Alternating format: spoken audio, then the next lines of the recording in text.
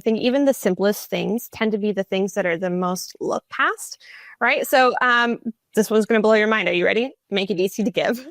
Make it easy to give, especially on mobile, right? You got to have that bright, shiny beacon of a donate button. People need to know where they're going when they're ready to support you. Make it easy to give. That is the number one thing, and it's so easy to take care of. Obviously, we're talking about retention. You want to say thank you in a heartfelt way, not, dear donor, your $50 was very generous. Thank you, right? Like, it's, you did awesome. This was an awesome choice. Look at the awesome things you did, right? A text message, an email, a video, whatever. I mean, like, people want to be recognized. They want to be thanked, right? And then keeping people in the loop. We just talked about communication. Silence creates doubt. Silence creates doubt. You don't have to make a promise to communicate every week. It could be regular updates. It gives you some flexibility, right? But keeping people in the loop, short updates, a few sentences, a quick picture, a quick iPhone video makes a big difference. And with that, those stories that you talk about. You're kind of serving as a connector for a lot of people, right? Mm-hmm. Yes. How do you juggle all of that? That's a very good question. I don't know, Kelly. Like sometimes I laugh to myself because I come up with even more to do and I'm like, stop, okay? Let's handle what we have on our plate and not add anything else. But it really does, again, boil back to being a caregiver myself.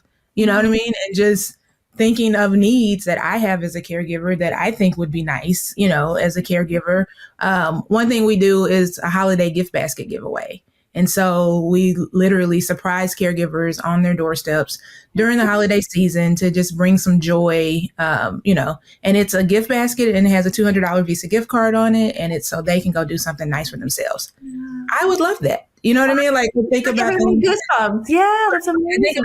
And like the reactions are always just so amazing. And they're always so grateful, because a lot of times people are thinking about the care recipient, and not about the actual caregivers and what we're going through. So it's just nice to be thought of. I think I would say I'm a good storyteller.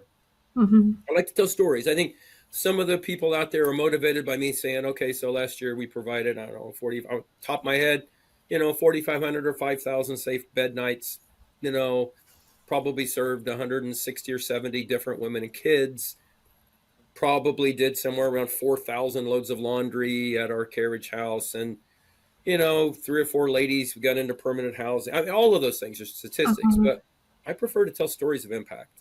And they're not always, we've had stories of ladies that, they're in addiction, they're out of addiction. Maybe they're clean for 3 months and that's success. Yeah. So we try to tell those stories and try to be very open and honest about what we do. It doesn't always end with a white picket fence and happily ever after and family and job. It doesn't always end that way. And so we've redefined what our view of success is, and we let other people, I think we're just open and honest and let them know how it really is sometimes. It takes a lot of guts on your end to set those boundaries of who to say yes to and who to say no to. Do you mind sharing about maybe a time where you had to learn to set those boundaries? I'm sure 30 years hasn't always been that way. Yeah. Okay. So there was one meeting we were in, and I had a business partner at the time who I'm still besties with, and we still work together. But the chair made her cry. And I felt like I wanted to just go across the table. Like, she was so mean to her, and she does amazing work. And it was at that point that we decided that's it. In fact, we walked into a meeting a few weeks later. We both spun around, walked out, phoned one of our competitors and said, would you like this contract? Then we get a call from him a few weeks later saying, thanks, ladies. It was a nightmare for him, but we knew it. We could feel it. At one point in our company activities, we had people develop a personal mission statement. And the personal mission statement that I came up with many, many years ago was learn, teach, enjoy life. And so I continue to learn. Every time I sit down with you, I learn something, which is partly why I do that. But I have learned a lot of things, and I like to pass that along to somebody. If somebody else can use that, that would be great.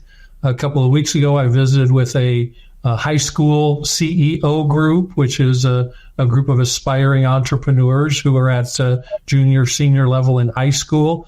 And they were just a kick to be with. And some of the things to some of the people, I think, had good value. So I just enjoy the opportunity to share some of the things that I've learned that I'm not using as much anymore, but hopefully they can find value in that.